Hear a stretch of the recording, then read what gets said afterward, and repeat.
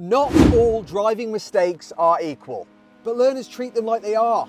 Sometimes one stall feels as bad as pulling out on someone, and that misunderstanding can cause us a lot of panic. The problem is examiners do not think like this. They rank risk, danger. Learners ask, was this a fail? Examiners don't really think in pass and failing, they think in risk. What was the danger to other people? And most of the time, it doesn't just take one thing, it often takes far more than that. See, the test isn't a pass or fail moment. It's more of an assessment of danger over time. Can you survive for that 30 minutes without being a danger to anyone else on the road? If the answer is yes, boom. If the answer is no or maybe, we might have something to chat about. Best way to think about it is think of a scale 1 to 5. 1 is barely a mistake. 5, someone's having a real bad day. Now this is a way to see how the examiner is thinking about your driving test. Once you see it, everything becomes a bit clearer. Now on one side, on the 1, we have low risk. On the other side, we have 5, that is extremely high risk. 5 is pretty simple. Anything that causes immediate danger and is going to need an ambulance or police or anything else, and pretty much anything that is illegal. For instance, running a red light, pulling out on someone that's going to cause an immediate accident. Something is going to happen that is literally going to cause you to crash the car. Now these guys, they're not debatable, they are just dangerous by definition. And that's when you're going to end up with something called a dangerous fault. Now I'm not sure if I've actually ever had a dangerous fault on a driving test. I must have had 1 or 2 in the past. I haven't had anything recently anyway. But either way, these are bad situations. Most driving instructors probably haven't had many of these because they wouldn't take a student to a driving test centre if they weren't competent enough to avoid these situations. They're hard to get. Now we have level 4.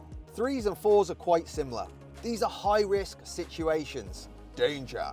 They're also where people get quite confused. Now level 4 can be things that are illegal or high risk. For instance, excessively speeding. That one on its own is a grey area because 10 people will tell you that they failed for speeding and they only went 1 mile over the speed limit, but I've never seen that. I've only ever seen people have to go at least 3, 4 plus miles over the speed limit repeatedly, generally, before they actually fail their driving. But that's by the by. Point is, excessive speeding, if you're 6 miles over the limit and it looks like you're going to carry on, that's definitely going down as a 3 or 4 because it's against the law. Pulling out on someone at a roundabout or junction, making them excessively brake, making them have to brake quite a lot, making them want to swear, you know? When someone's annoyed, that's going down as a 4. Because if they hadn't braked, that means we've caused them to crash into us, creating danger. This is things like changing lanes very late. We see a gap, we wait for ages, we hesitate, we then try and squeeze into this tiny gap that we shouldn't have tried to go into. Someone else has to brake heavily. Now these situations, you don't crash, but you did make the situation pretty unsafe. And it's actually the #1 reason people fail their driving test, lack of observation, which just basically means you pulled out at a junction or roundabout when you really shouldn't have.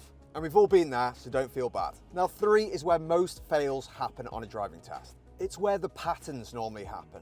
For instance, if I'm not checking my mirrors repeatedly on a driving test 5, 6 times, that's going to go down as a serious fault. If I stall repeatedly in safe places, but I keep stalling 5, 6 times, that's going to go down as a serious fault. And that's where it's going to sit. It's going to sit in the 3. It didn't cause any issues on the day, but you keep doing it and you're screaming to the examiner, I'm going to keep doing this after I pass my driving test. So 3 is more repetition. Keep doing something that's not perfectly safe and should normally go down as a 1 or a 2 on the danger scale, but you keep doing it. And so the examiner's like, no, I can't give you a license, mate. You keep doing the same thing over and over. It's going to cause an accident. Very frustrating place to be on your driving test. More good examples of this are missing blind spot checks. Again, grey area. I've seen people fail for missing 1 blind spot check. I've seen people pass missing 3 blind spot checks. Not checking mirrors before signalling. Repeatedly going just over the speed limit, just 1 or 2. Sometimes going too slow, repeatedly going too cautiously everywhere. Nice safe road to go 30 miles per hour on. Limit's 30 and we end up going 20 or 15 all the way. Your 3s are not if this causes a crash, it's a when this causes a crash. Because it's not going to happen today and it might not happen for 1,000 days, but at some point it's going to lead to a problem. Another really good example of this is forgetting blind spot checks. I just pulled off, not checked my blind spot. You're sitting there looking at me thinking, is this guy for real? Has he just done that? Are you going to give him my license? I wouldn't give me my license. Obviously I have checked first, but you get my drift hopefully. Another example, turning into one of these driveways, I don't check my mirrors. Yeah, I'm just, oh, great, I've got someone in the back of me. And then clutch straight back up. Good. You keep your brake on when, oh no, no, no, no, no. Rolling at a junction, looked right, looked left. I'm going over, no, oh. Didn't cause an issue right there and then. It was okay, but you're still looking at it thinking, what are they doing? Why have they done that? Do they normally do that? And this is why people fail their driving test and feel very confused and want to blame the examiner. Because rightly so, if you don't know what's happened, you don't know why it's happened, bloody confusing and frustrating. And they end up just remembering one moment. I just did one little thing, but the examiner remembers the pattern. They've been watching you for the whole test. And this is where it all goes a little bit Pete-tongue. Now we're getting down to the level 1 and level 2 minors. These are things that have low impact. For instance, I've checked my blind spot, but I didn't signal, and maybe there was a car coming this way, there's a dog walker, anyone that I could communicate with really, and I haven't put a signal. Didn't do any harm on this occasion, but again, keep doing it, and maybe it will. And don't get me wrong, we all make these mistakes. These are human errors. You're never going to be perfect, and you shouldn't be aiming, I mean, you should aim for perfection, but you shouldn't realistically expect perfection, and neither does the examiner, because you know, there's a reason that you can get 15 minors and still pass your driving test, because humans make mistakes. What a hero. Yeah, you can get things like this for slightly late signals. Choosing the wrong gear. Let's have a look, is it clear? Yeah, try and pull off. Oh, car's a bit juddery. Wrong gear, I made it, but was it a good choice of gears? No, it wasn't a great choice of gears. That's gonna go down as a fault, because it could have chosen a better gear, and there was some potential risk there. And then you got things like positioning. Maybe I'm too close to the curb and I stay too close to the curb. You know, there's no consequence to it, but why am I there? That shouldn't be there, so I'm gonna hit the curb eventually if I keep doing that. And to be honest, your 1s and 2s are pretty similar. The point is the same, and they're quite situational. If you're doing 1s, things like forgetting to signal in a situation, but the chances of it affecting one are so slim, it's unreal. The examiner's probably going to let you get away with that 4 times. For instance, I sat in the back of a driving test, sat in the back of Becky's driving test. She stalled the car 4 times, but she dealt with it safely every single time, so she passed, you know. But I've also been in other situations where someone stalled twice and they failed the driving test because that stall was putting other people at more risk. And that's the problem with your driving. It's very situational. It's very based on risk on the scale. And then you do have things that are barely even a risk. They're called advisories, where they barely even matter, just advice to improve your driving in some way. And these won't go down even as a minor fault. And this is one of the problems with people learning to drive. It's them trying to judge what level they're actually driving at.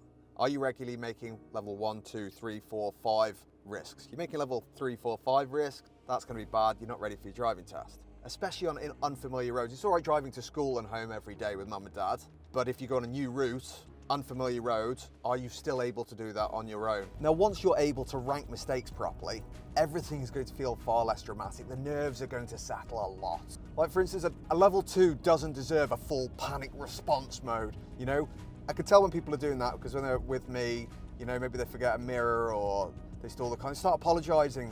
What are you apologizing for? I don't care. It's fine, get on with it.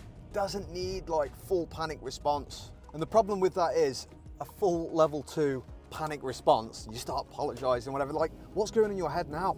You're going to spiral, you're going to start panicking. And that is what leads people onto the level 3 and level 4, because they've already got excited over a level 2.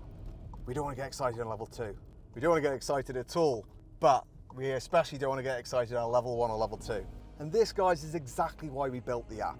It's not to teach you to drive, but to show you where the risk lies. It's going to highlight to you where the level 3 and level 4 risks are on your driving test. It's going to show you where they happen most, because the examiner is going to know exactly where they happen. Remember, they've done this driving test route that you're going to do at least 100 times. So they're not guessing, they know what's coming, it's you that doesn't.